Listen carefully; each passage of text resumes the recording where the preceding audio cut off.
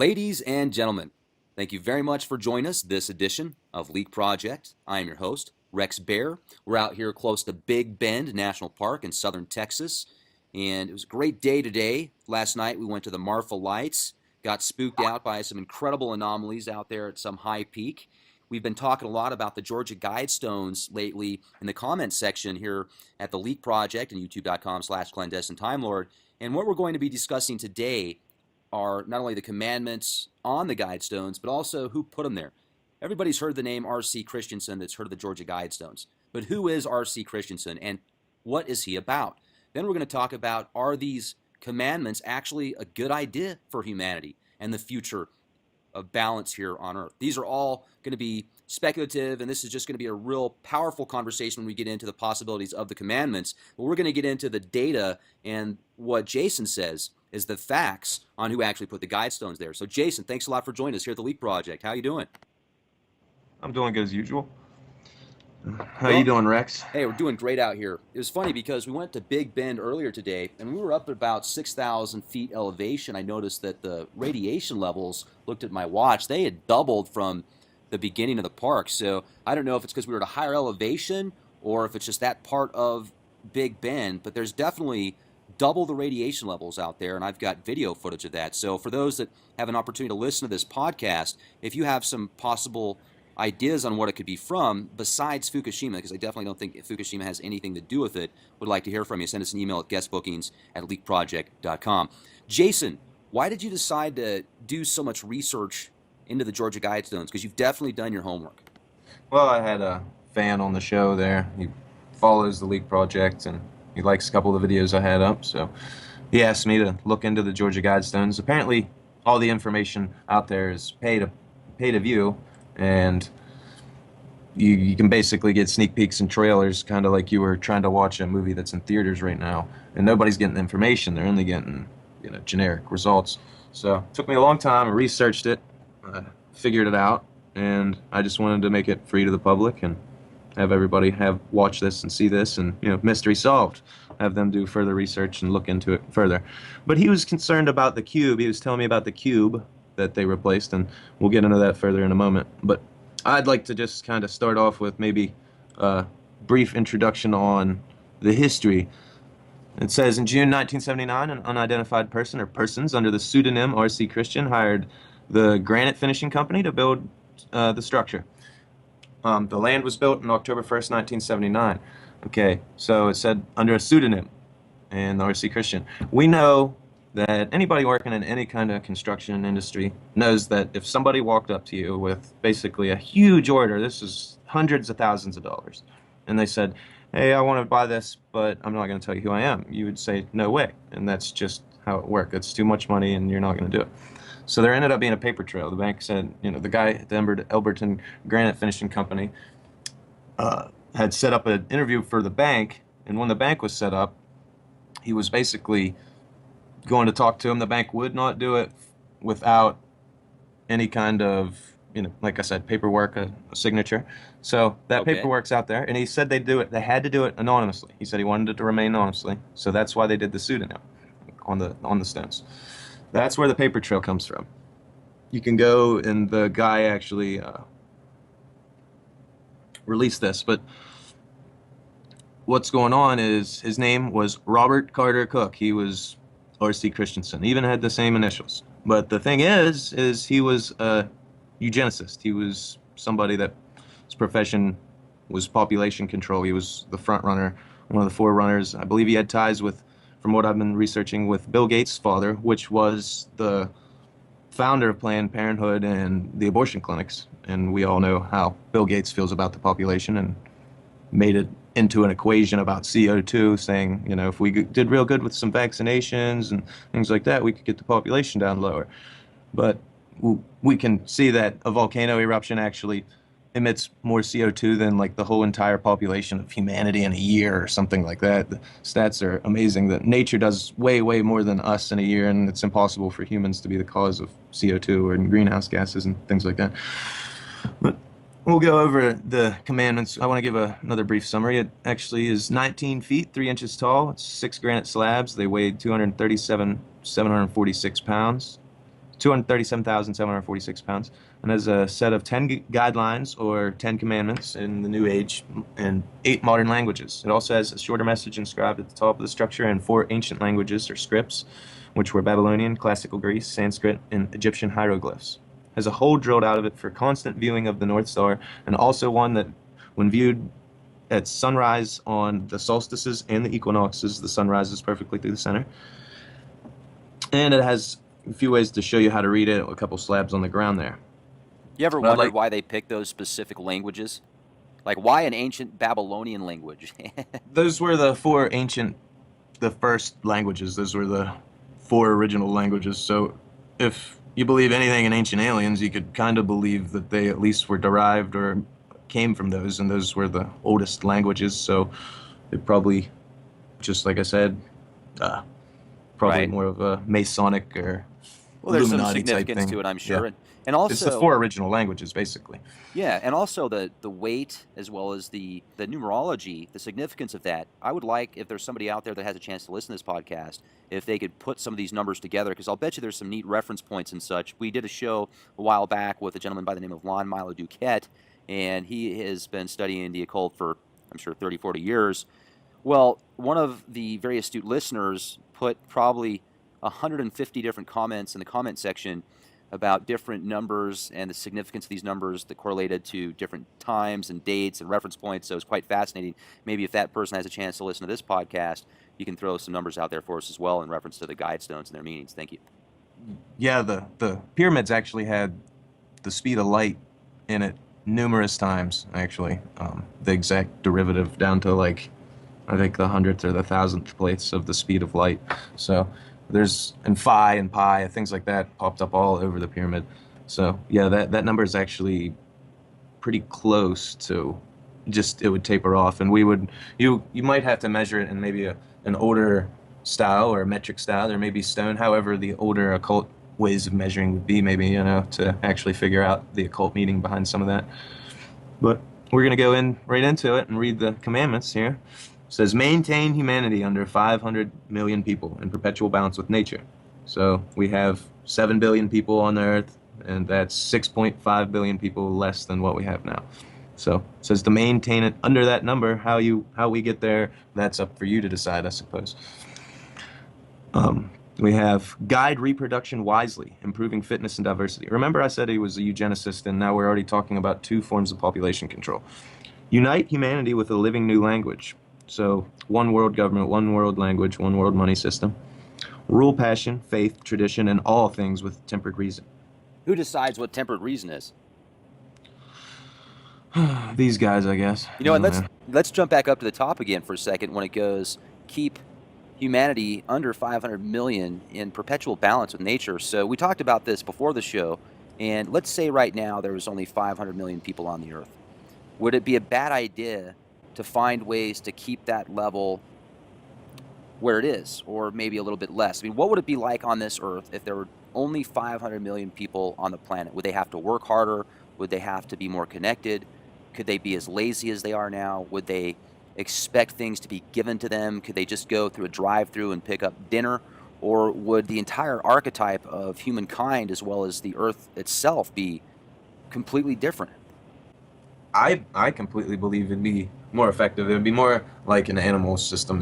I'm just saying by sheer numbers of volume. The manifest destiny or humanity spreading to the stars is a different thing. But to live on this earth, we have to live like the creatures of the earth, and we got to live in balance. A lot of the creatures of the earth play the numbers game because they die off, and when the sick or the weak are there, they know not to waste their resources on it because the others will suffer.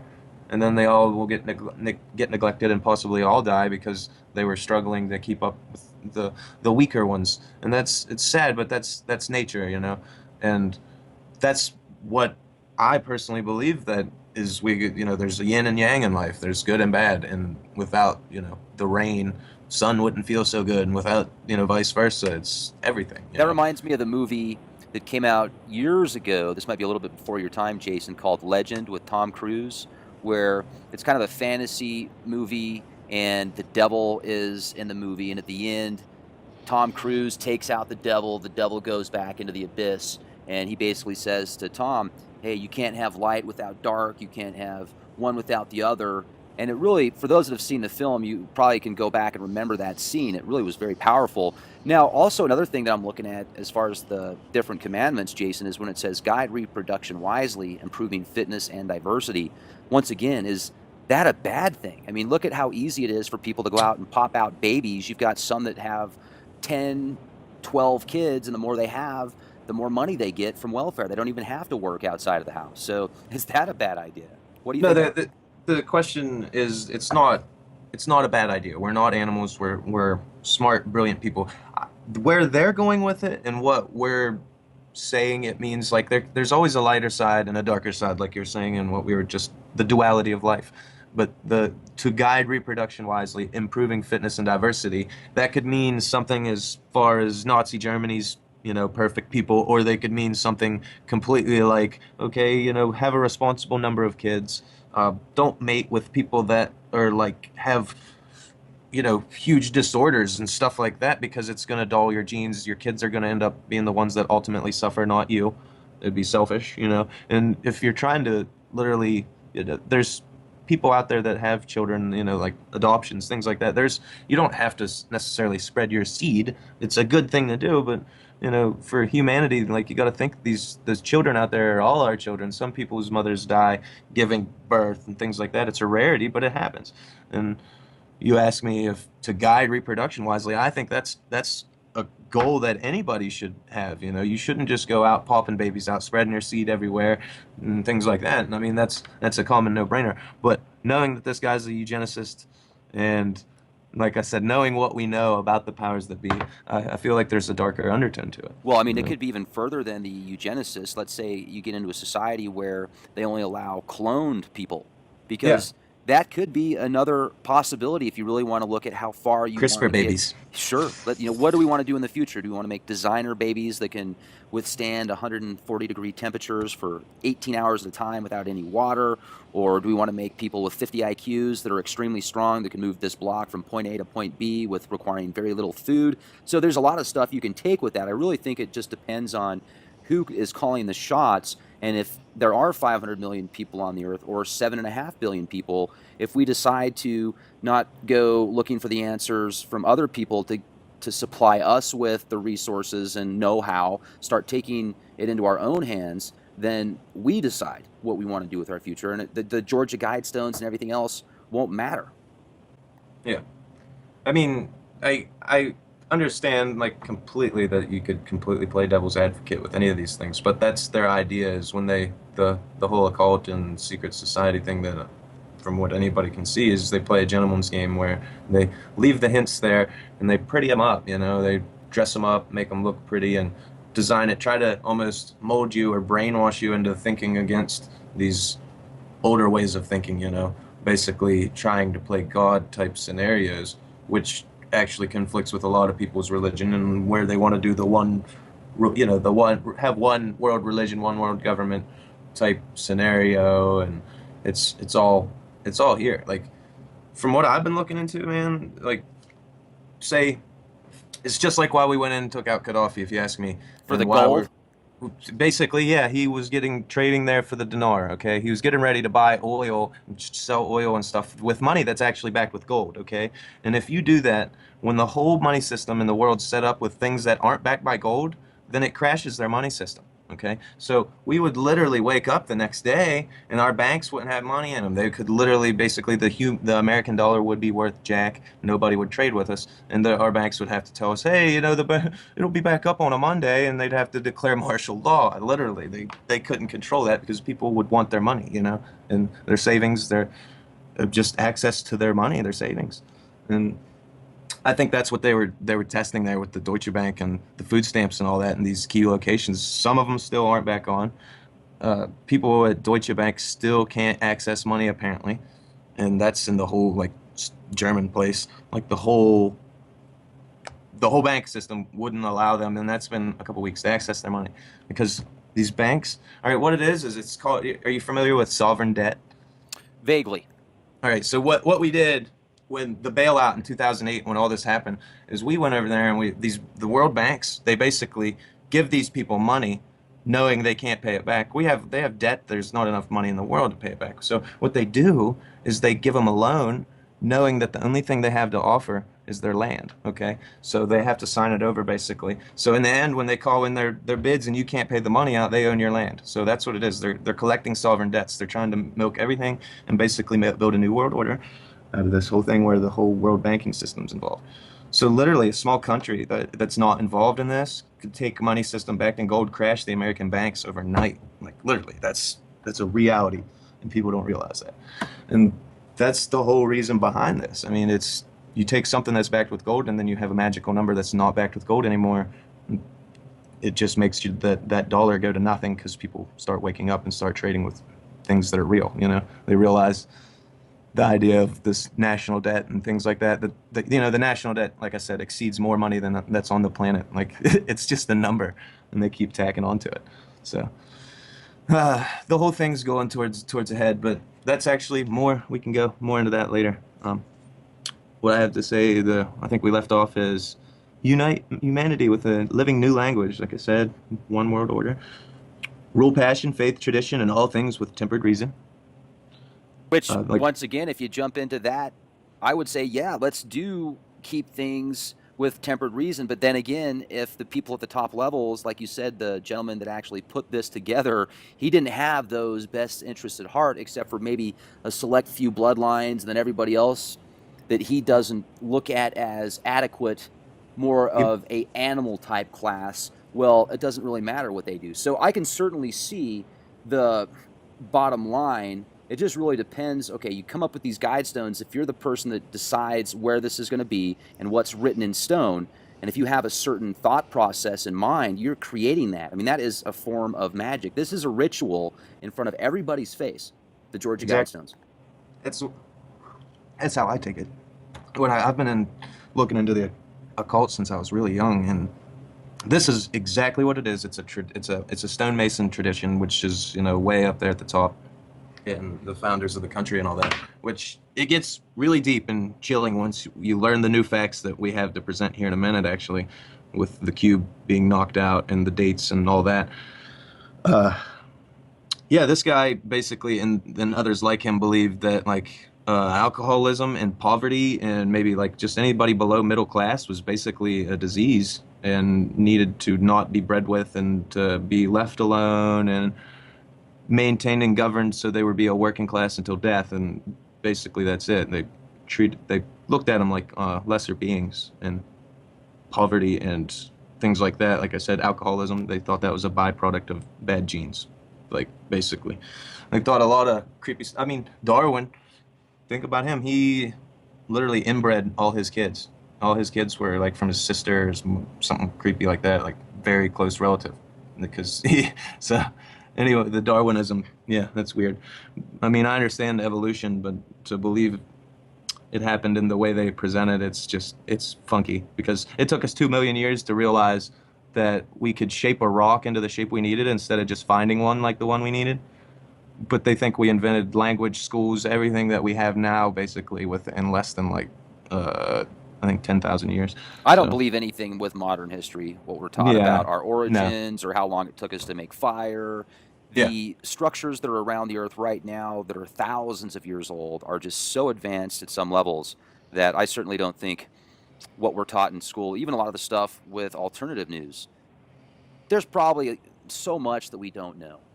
Archaeological facts are archaeological facts, and that's what I look at when I'm looking at the history, and that's all I mean by that. Like, I can look and see that what the timeline that they're presenting is completely fake and false because basically we're appearing way faster, quicker, and way more developed than we should be behind people that were still crawling on their knees and, living in caves. Basically, like they wouldn't even look like us; they'd look more like monkeys. I have a whole report on it, but Sitchin does a lot of really good, interesting work and tied a lot of other people's archaeological facts into that. And just the cave in modern day Iraq where they found the basically charts, the Sumerian tablets, it shows a declination in society from 100,000 years ago, which is a very high level of society, down to now. So like that was over 100,000 years ago when their record started, and they started with a very complex high level of society, and it went down and up basically. There'd be a disaster every so often, and then a hidden hand would pick humanity up out of the dirt, basically, and brush them off, and they'd be better and more prepared than they were before, every so often. And that's where he got his 3,600 year formula at. But we're gonna go ahead and go to the next part. So, And let me but jump in real quick before we go to the next part, if I may, because wouldn't it make more sense if possibly where we're at now overall, not everybody, but a lot of people are actually, it's like idiocracy, you could say. like a kid sitting in his chair, a spoiled child playing a video game, whining and freaking out because he can't, win Where's and my throwing the phone? control. Obama, give me my phone. Yeah, stuff you see on Tosh.0, like where the kid's shoving the remote up his butt and head to button the wall because he lost at Minecraft. Or yeah, it's like the whole society is like that. That is the whole society of babies. Give me my candy. I this is my GI Joe, and I don't want you touching it. But if I didn't see you touching it, I wouldn't care. People that like they only want it and stuff because you have it. If they wouldn't have seen you had it or you seen you doing good or whatever, they wouldn't care. But as soon as they see it, they want it and they don't want you to have it. It's like the whole society's like that. Our egos, if you will, are inflated, but our skill set is limited. It's It really is. It's the skill set, like you said. And a lot of people I've noticed that listen to Leak Project are doing things that they can to be prepared for possibilities of there not being easy access to food and supplies at grocery stores. If there is a scenario where supply chains are cut off, whether it be from martial law or some type of bank holidays, a virus in the banking system, who knows? It could be war, famine, weather problems. There's just all Planet X if it's getting close. Who knows? So to be prepared in other ways. But I've noticed a lot of people have sent me emails that are talking about different things that they're doing to prepare, learning how to farm, figuring out how to find certain edibles around places that you might not think are actually edible that looks just like a typical weed. So there's a lot of stuff that people can do and are doing, I've noticed, in today's day and age. So it's good to have the internet, but at the same time, read a book once in a while, go outside, do some exercise, and have that balance. Otherwise, if everything that you do, you're just looking stuff up on Google, you're going to have an attention span shorter than me, and that's not yeah. a good thing. I, I garden, I exercise, I do construction, I do carpentry, I do security on the weekends, watch cameras, things like that. Deal with you. I mean, like I said, hunt, fish, things like that. Survivalist. I actually camped for I think 60 days at one time. I went into town to get showers every now and then, but I camped in the woods for 60 days. Had my site set up. It's a pretty cool experience. Had a solar shower too. But yeah, people. Did you What just I use one think. of those black bags for like $8? One of those Coleman black bags? Yeah, yeah, they attract solar. Well, they had the little How'd solar that do? shield on there. It got up to so hot that I had to add cold water into it before I got it, or it'd burn me. Like, Wow. it'd be uncomfortable. Was that out in Missouri? No, that's Maryland. It was Maryland, actually in the yeah. mountains. That's what I meant. 5,000 feet elevation though, so we're like you said, the radiation is better, and you have higher numbers of radiation when you're in the higher elevation because the atmosphere's thinner and you're closer to the sun. But yeah, we need to get back to our humble roots. We're man. We're like gods of agriculture and hunting and of nature basically. We're given dominion over this planet and we're just turning it into shithole, and that's wake up people, before You it's know, too late. well, That's the hold on a idea. And a second. lot of us are though. I I mean, went out the other day in New Mexico, and there was this one area looked like a bunch of hobbit houses, and this community whoa. where they took recyclables. They were taking just stuff that people would call garbage, tires, bottles, recyclables, and these homes were just phenomenal. They had creature comforts, very low energy consumption to the point where the energy they were using was all coming from solar, wind, Geothermal. geothermal, and I'm telling you, it looked like something straight up out of Lord of the Rings. That's So awesome. people are doing that kind of stuff, and out Yeah, here in there's communities all over the place like that for yeah, sure. absolutely. And I've noticed here in southern Texas, man, I've never been a big fan of Texas, but when I come out to places like Talingua and Big Bend, it's a bunch of eclectic hippie cowboys out here that just really have done their best to get off the grid. It's a neat area. It's like Santa Fe was maybe 50 years ago. A lot of artistic people and those that are trying to find a way to be self-sufficient. It's real neat. So I'd recommend those that haven't been out in this area because it's a real secluded area. Check it out. Big Bend National Park, and go check out the McDonald Observatory too if you get the chance. I hear in like the Netherlands, Norway, out that way is really progressive with all that kind of stuff and just the whole green living and basically just being aware and awake and a nice functioning society. I hear out towards that way, there's a lot of functioning, cool little societies, basically like you're saying right there, and they're actually English speaking and open minded, and a lot of it, and it's odd. Right? But yeah, I thought that was odd. They speak English just like you would see in like kind of the broken English. They still have their accents, but it's just really cool. And I don't know. I really want to travel out there. I want to make it a point to go out that way. Right But on. avoid petty laws and useless No, officials. I love that one. Me too. All right, Bingo. and Put that on the let top all of the list. nations. Yeah, this one actually is appealing. Let all nations rule internally, resolving external disputes in a world court. All right, so they're going towards that global government there again. And like I said, the idea comes appealing, but then you realize, these bodies, how would, one culture better know how to govern itself from, a world perspective when culturally they're different, they're different people, they have different backgrounds, and, they're not there living in the thing. Like that's How do you basically set up a world court without, I mean, because you're going to have equal straws, equal lots in that global court. So how does everybody come up with the same agreement? I'm all for diversity, but to be honest with you, I don't want to be around a whole bunch of other people that are from other places and have different beliefs and values all the time. You know, it's great to exactly. get that multiculturalism once in a while, but most of the time I prefer to be around people that are into the same kind of things I'm into. So how do you create that one world court unless it's just a few people, like, for example, maybe those that help put these together?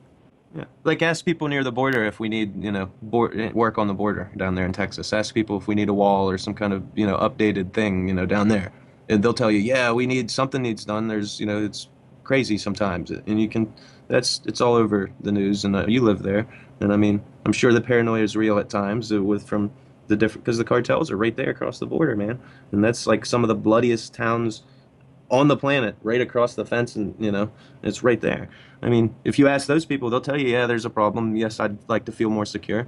But if you ask somebody that doesn't live there, they might say, yeah, Trump's an ass and da da da da da. He wants to build a wall, this and that. Well, he's trying to delegate things to. He knows how to hire people. Number one, I'm not saying anything about politics, but I'm saying he knows how to hire people to get the job done. Does he not know how to hire like the best people to get the job done? I mean, he delegates things out to their people in their professions. I mean, that he's a boss. That's what we need. But, anyways, that is the idea of like I don't believe a world court could decide. Like, how would you know if you're not living in that community? How would you know how to best solve it, the problem?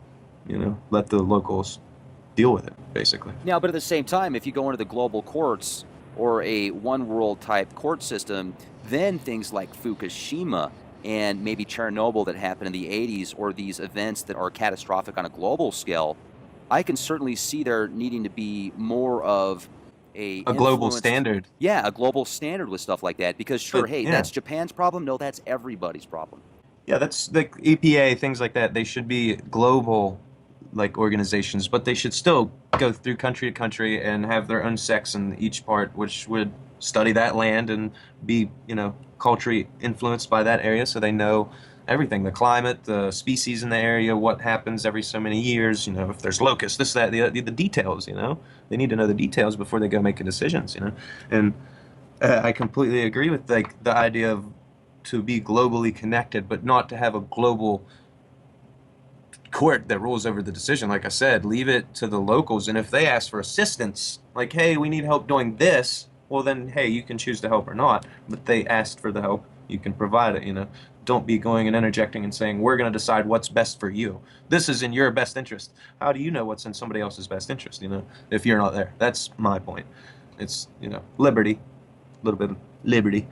Oh yeah, liberty is good. And the more I read these commandments, I don't even want to call them commandments because I think that's putting too much energy into Creepy, them. huh? Yeah, Let's creepy. call them donkey sayings Guidelines. or They're or, guides, so we'll go and call them guidelines. or little turkey tonkas or something, because really they're not commandments. This is something that someone with a bunch of money and some ties to some powerful, prestigious individuals decided to put together. And the more people go, oh man, they're going to kill off 6.5 billion people. Oh man, the Georgia Guidestones say it. Well, you're putting that energy into it, guys. Say, Yeah. you know what we're going to do after this podcast? And I'm actually going to make up my own Guidestones right now during this podcast. I've got 8 of them right now. They're all 8-sided. And they say, you will not assimilate me.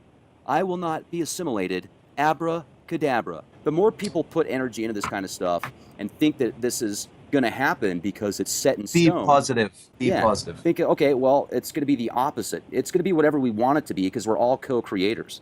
You know what? We're gonna be the 500,000, and it's gonna wipe out all the capitalist rich scum, and that's what's gonna happen. It's just gonna be 500,000 awesome, or 500 million awesome, cool people that need to be here, and they love the planet and stuff like that. All the assholes can go. They don't even have to be 500 million. We just say, let's get the bankers and stuff out of there. The ones that put this stuff up there are probably the ones that have to go. You know what I mean? Yeah, I wonder They're what influences these guys. We've had people on the Leak Project. I think we had Eve Satan. Lorgan on. It's who knows. I'm It's just like this kidding. they can blame it on Satan. So many people do seem to use that specific scapegoat because they don't want to believe it could be themselves. It's one of the Negative biggest energy scapegoats out attacks there. people's and negative energy follows the leaders. It seems like our politicians even age faster than they should. I mean, it's a creepy subject, but it's like a cancer. It gets inside of them almost. Like, I don't want to get too weird or in depth about it, but it's definitely follows money, power, and positions that have, at the top of the pyramid, if you will. So because they have all the foundation belief underneath them, they can have so much influence. So basically, if you have a pawn that's a king or a queen, basically, then you know you're gonna win the game. You get what I'm saying? Like, if you're controlling for your pawn a king or a queen or a leader of a nation instead of just a bunch of normal people, then your influence is far greater. So Right. it seems like that, like I said, some negative energy attaches itself to them. Or maybe that's why they try to keep that bloodline going. Maybe there's something It's a more lot to that. easier if you have. See, here's the thing: you have kids, and a lot of your personality and traits go to your kids. So definitely, if you have specific bloodlines and they want to keep their ties and their influence, well, what do? You make sure that only certain people are allowed to get together with certain people, and it's a lot easier to control them. And who knows about the other side too? If there are these spiritual parasitic entities that latch onto people, maybe certain bloodlines are easier for them to influence. And I've had a Yeah. ton of research in this field. It seems like many people that have been abducted have their parents have been abducted, their grandparents, their aunts, their sisters and family members. So a lot of times it seems generational and within specific DNA.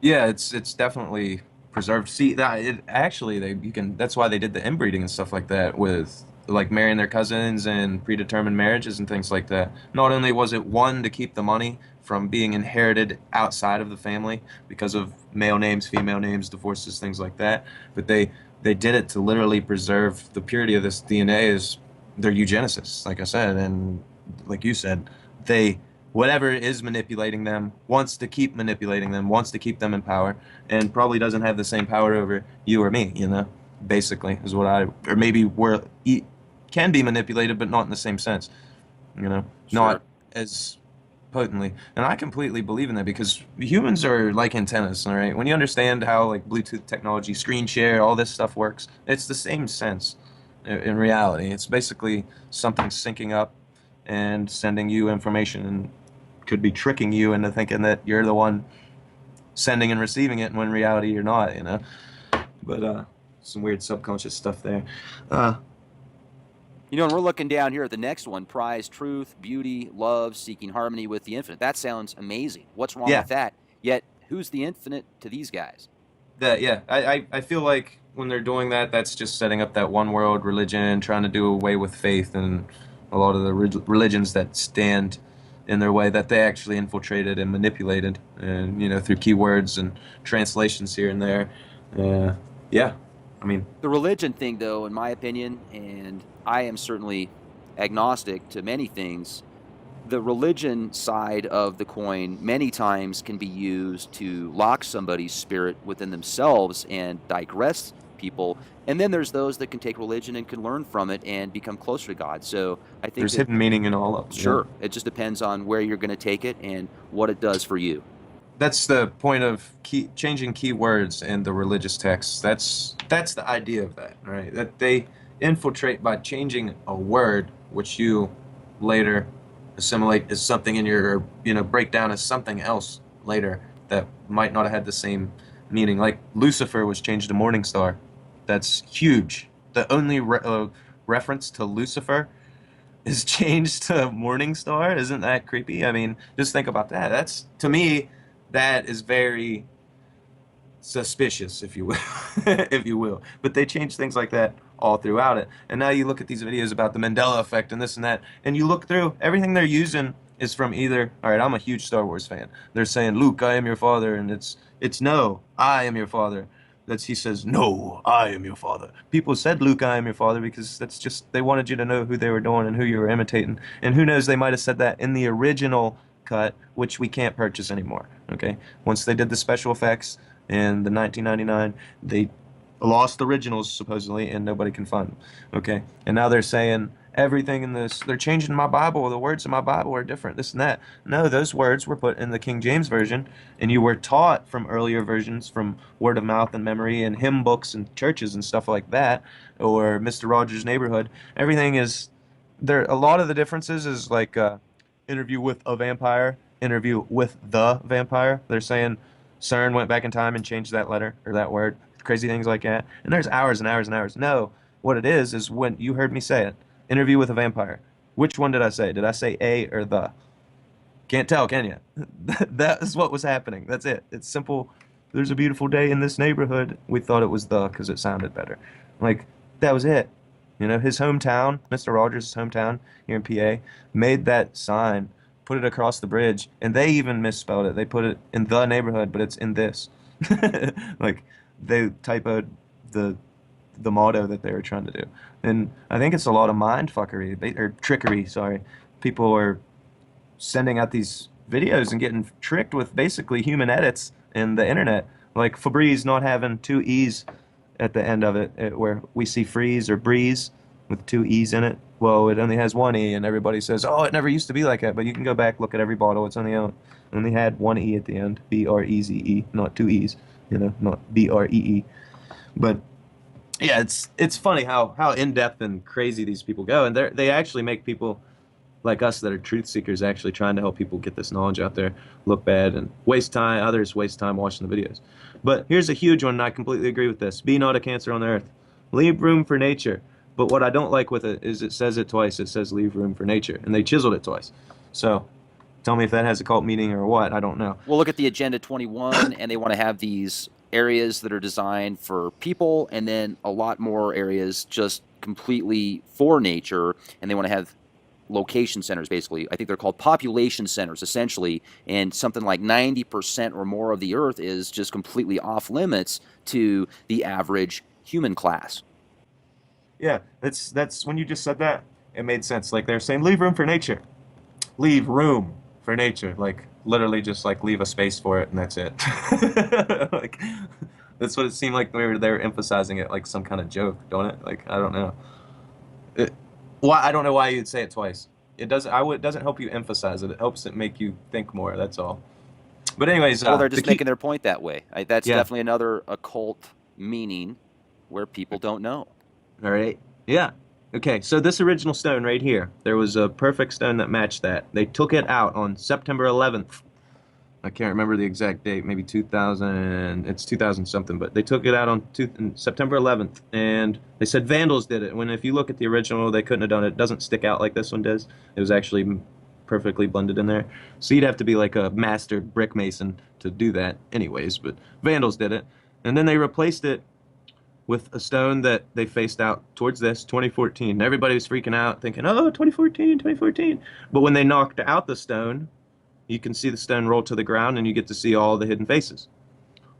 Here's a diagram of the hidden faces. And Microsoft is awesome. By the way, I know you're a Mac guy, but I like there's like cool CAD programs and stuff on here. It's really neat, though. Yeah, it's a nice looking chart right there you got. But yeah, it's just easy. You type it in, and it does it in the italics or the script you want, and then you just write the dimensions, which it's a square, so they already had them pre-cut. But there you go. 2014, 816, JAM, MMM. Master Mason. These were done by Master Masons. That's what I'm guessing that means. 2014 was the exposed side. Of course, they're not going to give you what it really said. JAM. So you can only derive two possible dates from it. One already passed, and they took it out, I think, after that date. And if you look at the JAM, and you look at the calendar, it's JF, MAM, JJ, some date. JAM, I'm thinking maybe January August, May, or something like. I don't know what they're saying there, but there's jam, okay, and Jam out. jam out, bro. Literally. The Okay. jam is out of the Guidestones now.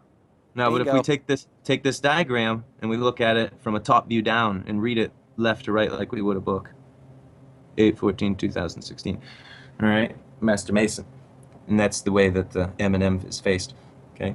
If we do that, we can realize that, like I said, there's only two dates, and one's already gone by. One's coming up this August, so who knows what it meant. It's pretty creepy either way. And they took the stone, like I said, they took the stone back down. It was the 25th of December, which seemed to coincide with like maybe a 360-day calendar instead of a regular 365-day calendar. Made it seem like there was something to that.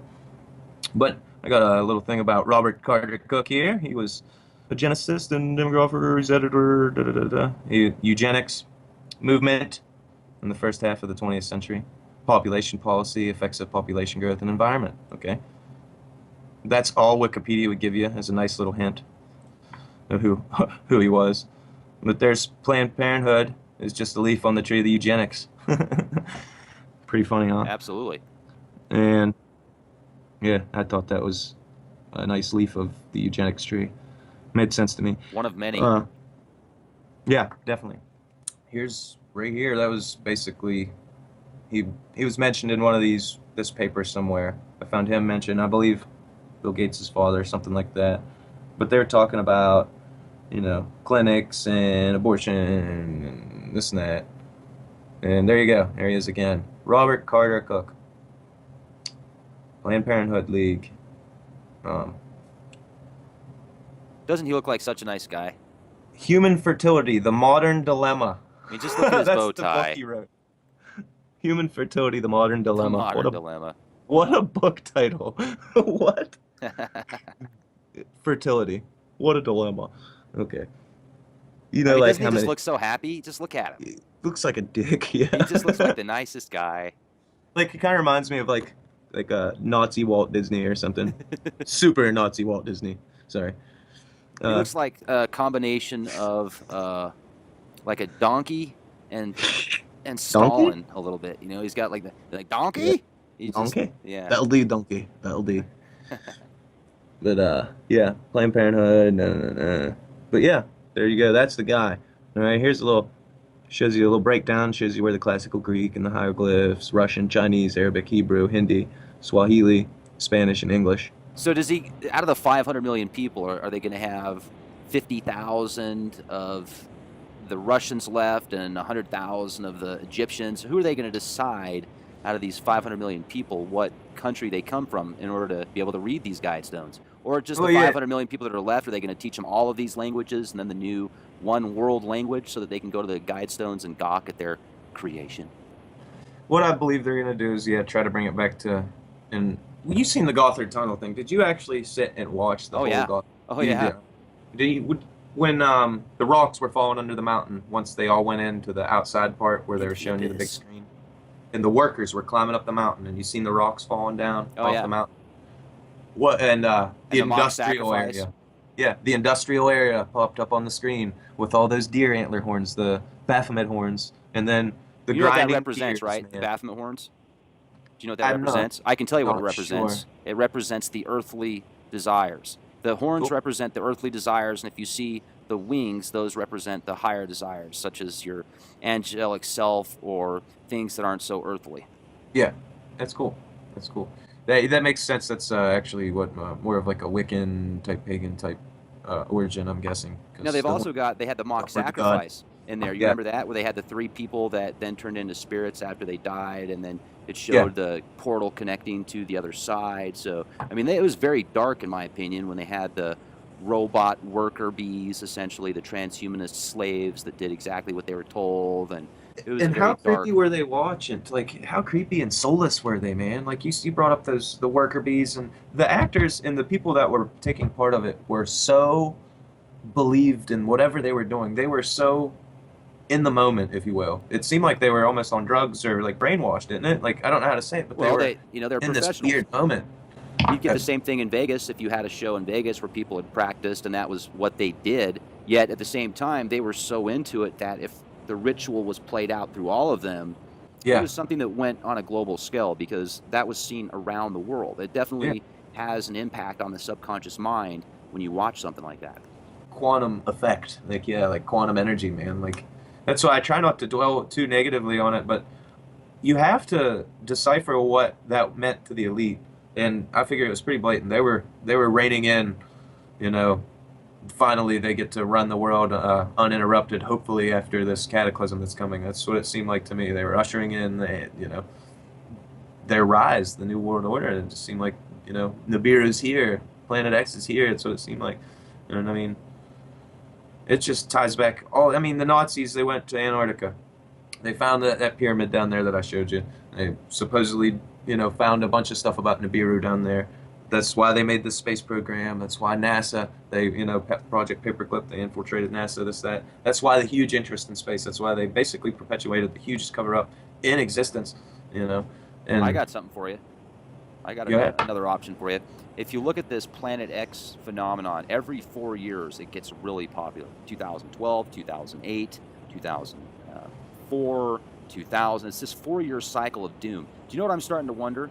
I'm starting to wonder if they use this 4 year cycle of doom during the election year because it's every 4 years. And I haven't really been thinking much about the presidential elections because I got to tell you, I think they're all actors. Yet, if you know which actor is getting put in that office, you'll have an We, idea on what's yeah. going to go after that because certain control mechanisms, influences, and such, certain laws and bills and charades are played when you're either a Democrat or a Republican, obviously.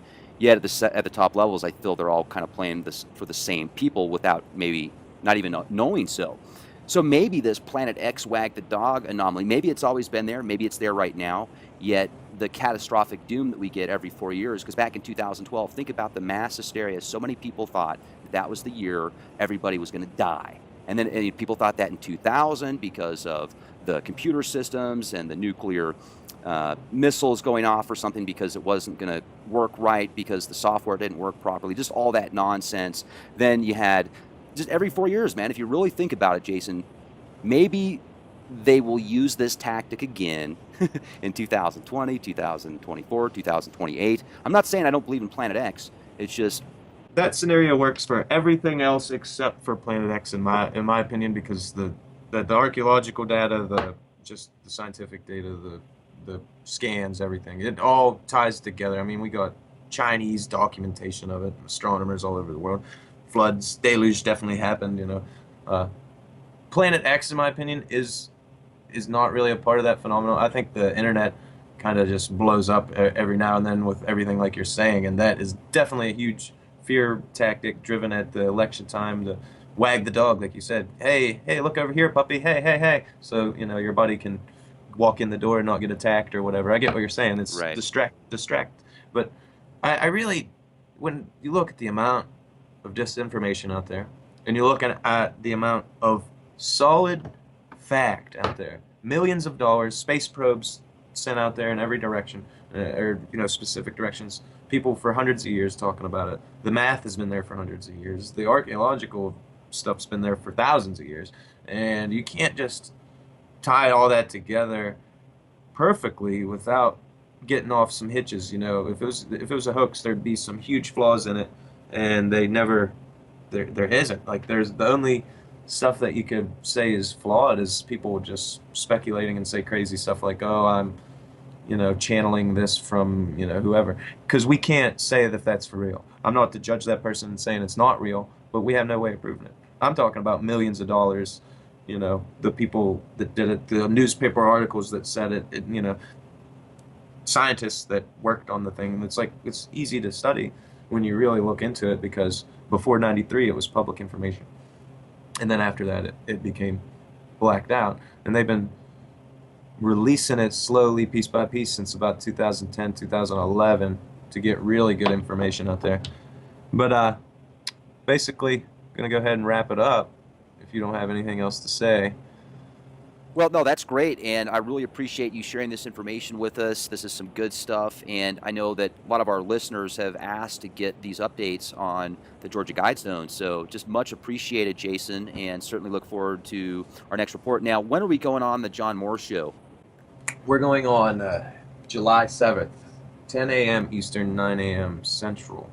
I believe that's the time. I'll update you in the next show and give you that for sure, but I believe that's the time standards. You could listen to the whole show if you guys want, but we might not be there for the first 40 minutes. That's the Liberty Man, John Moore. He's a great guy. We went on his show about a week and a half ago, and then he came back on the Leak Project just the same evening, and he certainly does have some good info on Planet X. Yeah, he's so basically protected, if you will. He's not like Robert Harrington, where he has the knowledge, where he was first-hand astronomer viewing this thing on a telescope, but he has good sources to where, and he's out there publicly enough that if something happened to him, or something bad happened to him, it'd be too public. So he's like untouchable. You know what I mean? He's on the radio. We talk to him every day. All those people can say is he's a sham or this and that, which I say, you know what? You guys need to really think about what you're saying there, because this man's fought for your country, served your country, and He's does a a Green lot of Beret. does great things. He's a legend. So don't ever say something like that without doing your research. And as soon as I seen those troll comments saying he was a sham, this, that, and the other, go look at his website. I mean, he's modest, okay? Everything about it is modest. First time I tried to communicate with him, he gave me his number and talked to me just like I was a normal person, okay? He's a great person. He's a legend, So stop smearing people and saying all that stuff. But we're gonna have him back on the show regularly, and we're gonna be on the radio regularly. So we'll have to send you guys the links to that. Right on. Well, thank you so much, Jason. It was a pleasure to speak with you, my friend. Folks, go to leakproject.com. Make sure to become a member exclusively on our website, and you will get access to a lot of content that is only available for members. Also, youtube.com/clandestine Time Lord. If you subscribe there, we do have updates on almost a daily basis. So thank you, everybody, for all your contributions. Those are much appreciated. The information, the data, everything. Stay safe. Be the change you want to see. This is Rex Bear. Good night.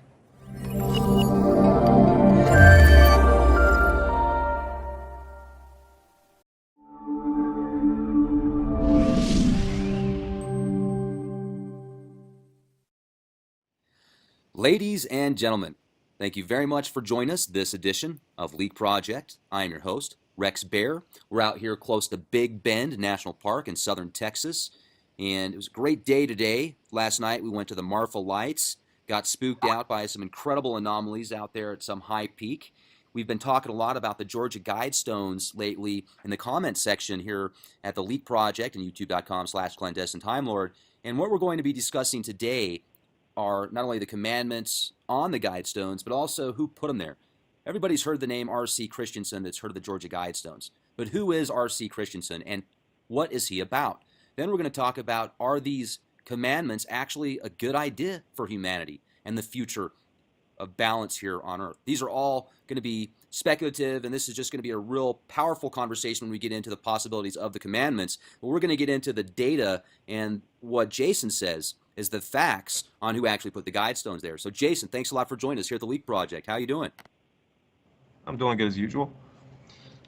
How you doing, Rex? Hey, we're doing great out here. It was funny because we went to Big Bend earlier today, and we were up at about 6,000 feet elevation. I noticed that the radiation levels, looked at my watch, they had doubled from the beginning of the park. So I don't know if it's because we were at a higher elevation or if it's just that part of Big Bend, but there's definitely double the radiation levels out there, and I've got video footage of that. So for those that have an opportunity to listen to this podcast, if you have some possible ideas on what it could be from, besides Fukushima, because I definitely don't think Fukushima has anything to do with it, would like to hear from you. Send us an email at guestbookings@leakproject.com.